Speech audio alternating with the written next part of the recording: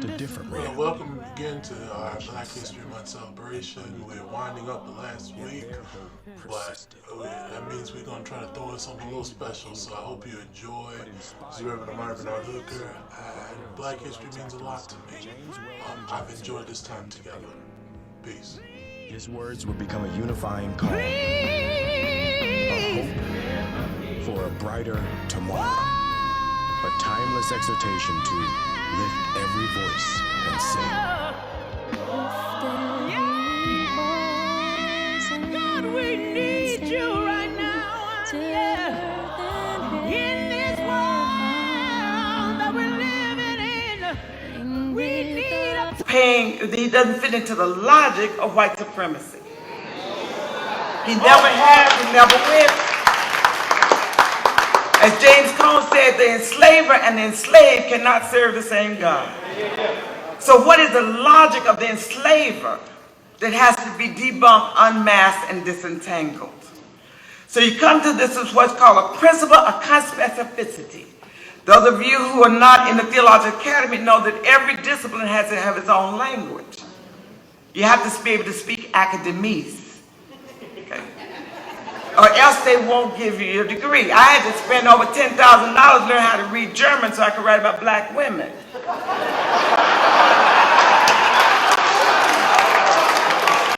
They kept flunking me on the German and flunking me on the German and flunking me on the German because they were determined I was going to get my degree because they said I didn't come from nobody, I wasn't going to be nobody, and they had wasted their money on me. So they called me in, they took away all my scholarship and everything, and they said, now how are you going to make it? I said, the Lord will provide. They knew then I was psychotic because it's like, how are you going to make it with nothing? I went over to my apartment, I put on James Cleveland. I don't believe you brought me this far to leave me now. And I just laid down on the floor and I played it over and over and over. And the phone rang. Somebody said, I'll send you $15. That's all I got. Then the president of the church said, how much you need? I said, I need, if you give me $10,000, I'll be finished. I was in the Columbia Library, 16 hours a day. I wouldn't leave until I wrote 2 pages. That's how I wrote Black Women as Ethics. They said, what do you mean black women don't have the same range of freedom and choices as white men of privilege? I said, we don't. If you're working poor and female in the United States, you don't have the same range of freedom and choice as a white Anglo-Saxon Protestant male of wealth. They said, where is it written? So I wrote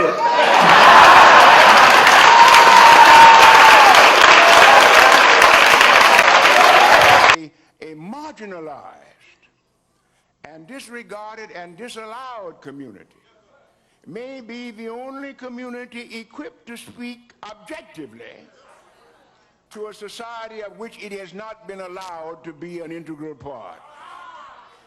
And that is the day, the virtue of blackness.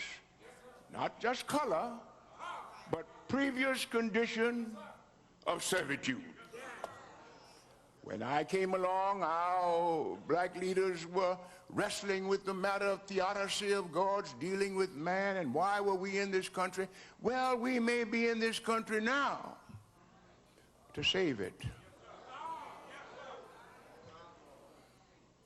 if we will. If we have not been sufficiently drafted too into this materialism. In that book, which Sam Proctor honored me in allowing me to be a part, I'm going to read to you a paragraph. Contemporary American culture can be fairly categorized as sensate, hedonistic, secular, and godless. Sadly, the church and church leadership have made peace with this materialistic emphasis. We have mimicked the corporate culture and the consumer ethos with a blind servitude, and we have behaved in ways alien to the spirit of the Lord Christ. We look more like disciples of Charles Darwin than of Jesus of Nazareth. The price we have paid for this era as ministers is that when we invite others to join us in search of God, too often they have trouble taking us seriously because they have not recognized in us a hunger. But they were wrong.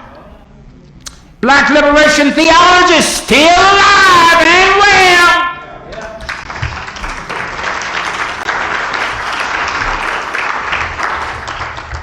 Now, the cross and the lynching tree is my latest witness to the blood dripping down through the leaves. Pain so old and deep and black and particular. By far, the cross and the lynching tree is the most agonizing book I have written. I had nightmares during the 10 years I was writing it. I realized that I could have been that strange fruit that Billie Holiday sang about. I could have been that. My father and my brothers and even my mothers could have been black bodies swinging in the southern breeze. Writing is a form of prayer, wrote Franz Kafka in his diary.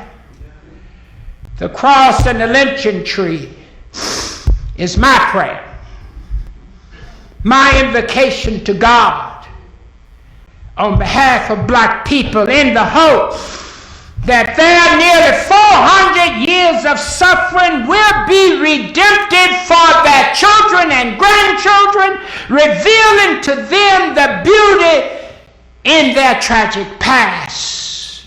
And I think Black Lives Matter is a partial realization of that hope.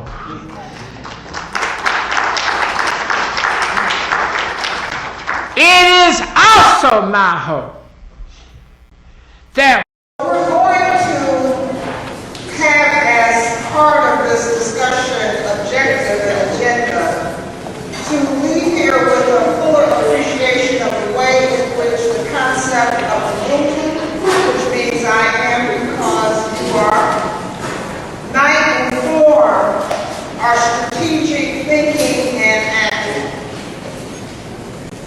One of the things I like to begin with, though, is just a short exercise asking for a few reflections on what you see on this sheet of paper.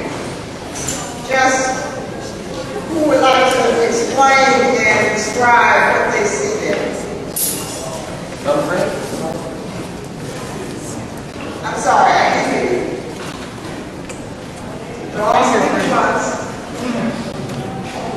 Fingerprint. A fingerprint?